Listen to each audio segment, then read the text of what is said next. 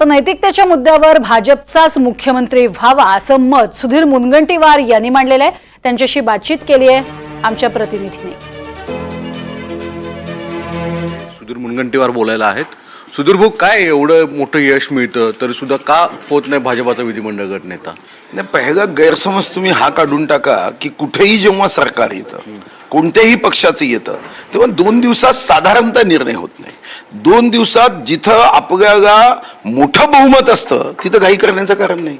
हा, जिथं काठावरचं बहुमत असतं, जिथं अडचणी निर्माण होण्याची शक्यता नाकारता येत नाही, किंवा तुमच्यापैकी काही बोटावर मोजण्या इतक्या आमदारांनी जर गडबड केली तर सत्ता किंवा सरकार बनवण्यामध्ये त्रास होऊ शकतो। अशा प्रसंगात देशामध्ये, आणि आज नाही, जेव्हा काँग्रेसचं पाशवी बहुमत असायचं ना, तेव्हा ही साधारणतः विचारपूर्वक निर्णय घेण्यासाठी एखादा आठवडा कालावधी तेव्हाही लागायचा, आणि तेव्हा तर काँग्रेसचं पाशवी बहुमत असायचं।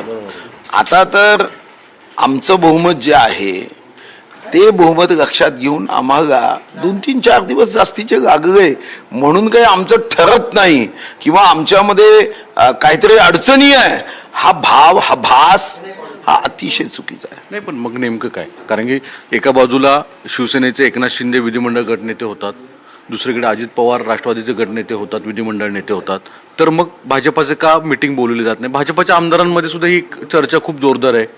नाही, काही कारणच नाही। अजितदादा स्वतःच राष्ट्रीय अध्यक्ष आहे, एकनाथ शिंदेजी स्वतःच राष्ट्रीय अध्यक्ष आहे, तर ते राष्ट्रीय अध्यक्ष म्हणून त्यांच्या बैठका झाल्यात।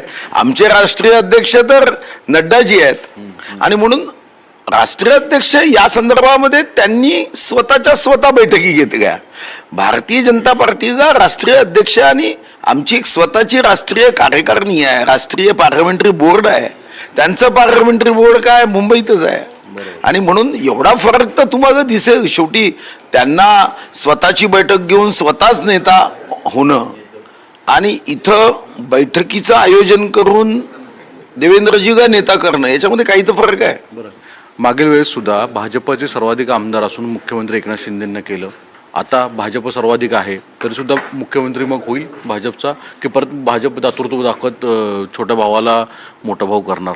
मला व्यक्तिगत रीतीने असं वाटत नाही, आणि मागच्या वेळची आणि यावेळच्या दोन्ही गोष्टींमध्ये बदल आहे। मागच्या वेळी जेव्हा आमचा उपमुख्यमंत्री आम्ही झालो तेव्हा आमचं सरकार नव्हतं, आणि एकनाथ शिंदेंनी त्याग करून, सत्तेचा त्याग करून ते आमच्याकडे आले होते, आणि म्हणून मग तेव्हा आपण दिलं। आता माननीय मोदीजी आणि माननीय अमित भाई हे सर्व स्टेक होल्डरशी चर्चा करतील। मला जे व्यक्तिगत रीतीने वाटतं की काही खाते वाटपाच्या संदर्भामध्ये वगैरे चर्चा होईल 2 दिवसांनी, आणि मग त्वरित निर्णय होईल। पण आता असा जो गैरसमज केला जातोय की चर्चेत काहीतरी उशीर होत आहे, काहीही उशीर होत नाहीये। हा नैसर्गिकच वेळ आहे, याला कारण नसताना चॅनल्सच्या माध्यमातून खूप उशीर होतोय, निर्णय घेणं कठीण आहे, दबाव आहे, काही कुठेही काहीही नाही। नाही, पण सुधीर भाऊ, तुम्ही म्हणताय जसं की लास्ट टाइम वेळेस तुम्ही दिलं त्यांना, यावेळेस भाजपच्या तरी मिळणार हे निश्चित आहे का? कारण की त्याविषयी शंका कुशंका सुरूच आहेत। असं आहे, शंका कुशंका घेतल्याच नाही तर तुमचा टीव्ही कोण पाहिजे? तुम्ही जर सरळ साधं सांगितलं, शेवटी तुम्हाला असं नाही भाऊ, याचं कारण काय माहितीये का? शिवसेनाच्या वतीने अनेक नेते त्यांचे सांगतात, उद्धव म्हणजे माफ करा एकनाथ शिंदेचे, की बाबा त्यांच्या एकनाथ शिंदेना परत करायला काय, त्यांचा चेहरा होता निवडणूक लढवण्याचा। नाही, मग त्यांनी त्यांच्या पक्षाच्या दृष्टीने तुम्ही शब्द दिलाय का? शिवसेनेच्या दृष्टीने त्यांची मागणी त्यांच्यापुरती स्वाभाविक आहे। आपणही बघतो की जेव्हा महाविकास आघाडीमध्ये उद्धवजींना वाटायचं की ते मुख्यमंत्री होतील, आमचे नाना पटोले त्यांना वाटायचं ते मुख्यमंत्री होतील, बाळासाहेब थोरात, अशी इच्छा व्यक्त करणं म्हणजे आक्षेप घेण्यासारखं नाही आहे। इच्छा व्यक्त करणं हा त्यांना अधिकार आहे। इच्छा व्यक्त केली म्हणून उद्या समजा इच्छा पूर्ण झाली नाही म्हणून ते काहीतरी वाईट निर्णय करतील असं समजायचं काही कारण नाही। कोण थांबवलं?